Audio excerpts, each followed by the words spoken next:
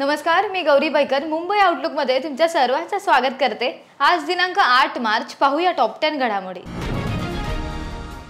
आज जागतिक महिला दिन आहे, पण महाराष्ट्राची गेल्या काही महिन्यातील अवस्था पाहिली तर महाराष्ट्रात महिलांवर होणारे अत्याचार देशात सर्वाधिक आहे।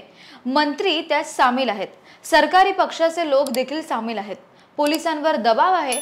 लाडकी बहीण योजनेसारख्या माध्यमातून 1500 रुपये तुम्हाला दिले म्हणजेच महिला सुरक्षित आहेत आणि आम्ही महिलांचे हितरक्षक आहोत या भूमिकेत जर सरकार असेल तर ते सरकार समस्त महाराष्ट्र आणि महिला वर्गाची फसवणूक करत आहेत अशी टीका खासदार संजय राऊत यांनी केली आहे। लोकसभेचे विरोधी पक्षनेते राहुल गांधी हे सध्या गुजरातच्या दौऱ्यावर आहेत। या दौऱ्यात त्यांनी पक्ष संघटनेची बैठक घेत पदाधिकारी कार्यकर्त्यांना संबोधित केले।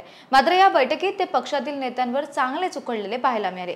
आगामी विधानसभा निवडणुकीत काँग्रेसचा नक्कीच विजय होणार असं सांगताना त्यांनी पक्ष संघटनेतील मरगळ झटकून टाकण्याचं आवाहन देखील केले। तसेच काही लोक आतून भाजपला मदत होईल असं काम करत आहेत, अशा 10, 15, 20 किंवा 30 लोकांना पक्षातून बाहेर काढावे लागले तरी चालेल असा इशारा देखील राहुल गांधी यांनी दिलाय।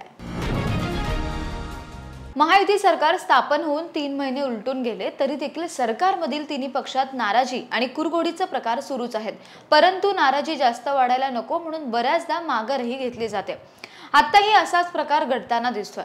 मुख्यमंत्री देवेंद्र फडणवीस यांनी आपलाच एक निर्णय महिनाभरातच फिरवलाय। यानुसार आता एसटी महामंडळाच्या अध्यक्षपदी पुन्हा प्रताप सरनाईक यांची नियुक्ती करण्यात आली आहे। पुणे शहरातील अत्यंत गजबजलेल्या शास्त्रीनगर चौकात एका चालकाने अश्लील वर्तन केल्याचा प्रकार आता उघडकीस आलाय।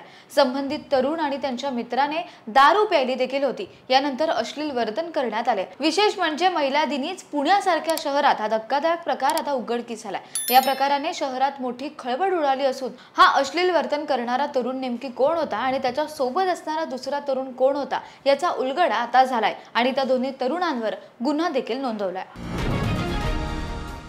राज्यात विधानसभेच्या निवडणुकीत भाजपच्या नेतृत्वाखालील महायुतीला घवघवीत यश मिळालं। या निवडणुका पार पडल्यानंतर आता मुंबई महापालिकेच्या निवडणुकीची चर्चा जोरदार सुरू झाली। या निवडणुकीसाठी सर्व राजकीय पक्षांनी मोर्चे बांधण्याला देखील सुरुवात केली असून सर्व शक्यतांचा विचार आता केला जातोय।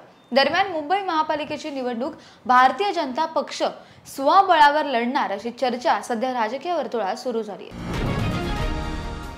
राष्ट्रवादी काँग्रेस शरदचंद्र पवार पक्षाच्या रोहिणी खडसे कोणता खून करत आहेत हे त्यांनी सांगावं या शब्दात शिवसेनेचे मंत्री गुलाबराव पाटील यांनी राष्ट्रवादी काँग्रेस शरदचंद्र पवार गटाच्या प्रदेशाध्यक्षा रोहिणी खडसे यांना विचारलाय। महिलांवरील वाढत्या अत्याचाराच्या घटनांच्या संदर्भात रोहिणी खडसे यांनी राष्ट्रपतींना पत्र लिहिलं असून एक खून माफ करावा अशी विनंती देखील केली आहे। याच विषयावर बोलताना मंत्री गुलाबराव पाटील यांनी ही प्रतिक्रिया दिली। रोहिणी खडसे काय म्हणाला मला याबाबत माहिती नाहीये, मात्र त्या कोणाचा खून करत आहेत याचं नाव त्यांनी सांगावं अशी प्रतिक्रिया त्यांनी दिली। बीड मध्ये प्रत्येक टापूत एक दादा, भाऊ, भाई, आका आणि आक्कांचा आका समोर येतोय। संतोष देशमुख यांची क्रूर आणि निर्दयीपणे हत्या करणारे आरोपी आणि त्यांचा आका वाल्मिक कराड हा राजकीय वरदहस्तामुळे मोठा गुंड झालाय। त्या पाठोपाठ आता बिळातून एक वाल्मिक हे बाहेर येत आहेत। शिरूर तालुक्यातील सतीश उर्फ खोक्या भोसलेंचे अनेक प्रताप समोर येताना दिसतात। त्यामुळे भाजपचे आमदार सुरेश धस यांच्या अडचणी आता वाढताना दिसतात। आज जगभरात महिला दिन साजरा केला जात असून विविध क्षेत्रात महिलांचा सहभाग हा लक्षणीय आहे। मात्र असं असतानाही भारतासह जगभरात महिलांवर होणाऱ्या अत्याचारांमध्ये लक्षणीय वाढ होताना दिसते। त्यामुळे महिलांच्या सुरक्षेचा प्रश्न हा चिंतेचा विषय बनलाय। त्यात नुकत्याच महाराष्ट्रात विधानसभेच्या निवडणुका पार पडल्या त्याआधी महायुती सरकारने महिलांसाठी लाडकी बहीण योजना ही आणली। ही योजना अल्पावधीत लोकप्रिय झाली आणि पुन्हा एकदा सत्तेत महायुती सरकार आले, पण त्याच लाडक्या बहिणींचं आज अमानुष अत्याचार केले जात आहेत। याच गोष्टींवर काँग्रेसचे नेते विजय वडेट्टीवार यांनी महिलांना उद्देशून खुलं पत्र जाहीर केलंय।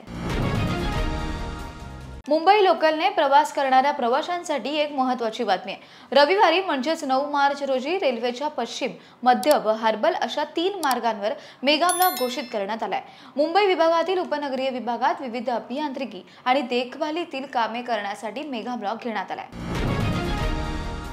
9 मार्च रोजीच म्हणजे उद्या भारत आणि न्यूझीलंड यांच्यात चॅम्पियन्स ट्रॉफीचा अंतिम सामना खेळला जाणार आहे। दुबईमध्ये होणाऱ्या या सामन्यासाठी प्रत्येक क्रिकेट प्रेमी हा उत्सुक आहे। सामना कोण जिंकणार याचा प्रत्येक जण वेगवेगळा अंदाज वर्तवतोय।